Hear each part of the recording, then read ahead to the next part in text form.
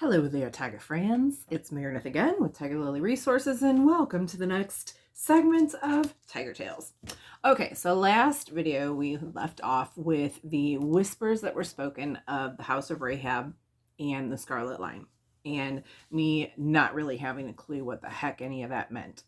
So, I had also just continued another part of the story with Amy in it, that she came to my mind.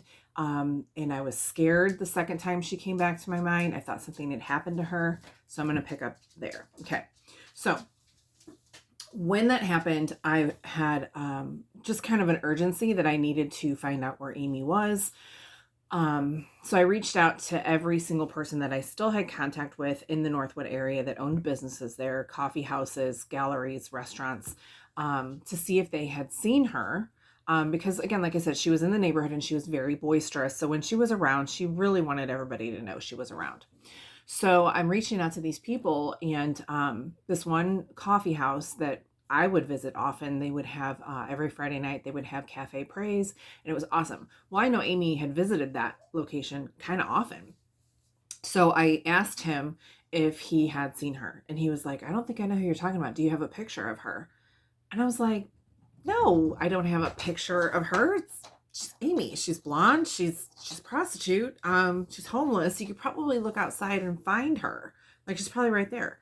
I don't think I know who you're talking about.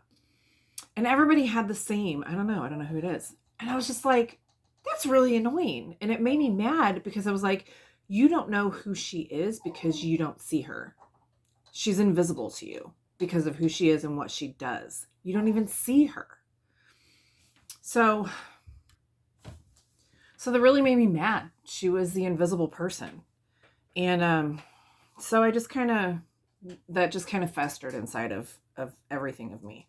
So we continued on with Tiger Lily, and shortly thereafter, I was with a friend, and we had watched a documentary that I had heard about, but I didn't really know much about it. And this documentary was put together by another organization called Exodus Cry. They are out of Kansas City, and they are a global abolitionist group for human trafficking. And the project that they put together was called Nefarious Merchant of Souls. And it was a global look at what human trafficking is. They hit several different continents and countries. And at the end of it, they settled, the last spot was America. And they highlighted like a couple of stories of ladies from Vegas. And there was a story of a girl, Annie. She told her story. And it was in that moment that I've connected myself for the first time ever with my dark side of life then. So that was like 2017 probably. And the life that I had lived in that was in 2011, 10 and 11. So for that long, I never even really wanted to think about it again, but let alone did not connect myself to that's what happened, right? So when I was watching this, I went completely numb. I felt like I was in a vortex. I was totally rocked. And on my way home, I bawled my whole way home. And I was just like, God, please don't let me crash. Like, I can't even think straight, let alone drive, but I got to get home. So for the next several days, I was just addicted to watching every story I could find on YouTube of dancers who had been saved and prostitutes who had been saved. And then I stumbled upon Annie on YouTube, and I'm like, oh my gosh, this is the girl from the story or from the documentary. So I was like so mentally and emotionally drained from just experiencing that and realizing that. And at that time I was growing Tiger Lily. So daily I was like, hustle, hustle, hustle. I never ever stopped, didn't take naps. And that day I had dropped Vincent off at his baseball practice, and I had like 3 hours before I had to go get him, and I was going to go home and work some more. And I sat down in my room, and it was just like, Jesus, shut the lights out on me. I was asleep before my tush ever really fully hit the bed. Boom, I was out. And when I woke up, there was, I have this beautiful picture of him. It's my favorite. It's like a watercolor picture of him, and he's laughing, and it's this amazing laugh that, depending on what he's dealing with me at the moment, that laugh can take on a million different connotations. And that time when I woke up, I looked at him and I saw him laughing, and I just heard in my spirit, "Are you ready?" And I was like, "What? Am I ready?" That was my story. That was my secret. Nobody even knew about that. Am I ready? And I heard him say that I didn't save you for you to play it safe. Are you ready? And I said, yes. I had no idea what I was ready for. It didn't matter. He asked me if I was ready, and I said, yeah. I knew whatever it was going to be fabulous, because that's just who he is and what he does. So that was the moment that, unbeknownst to me, that the Scarlet Line was starting. And so I just had this like deep, deep gut fire of just wanting to learn as much as I could, now that I could connect dots with historical experiences of my life, to it has a name, and it has a teams of people fighting against it.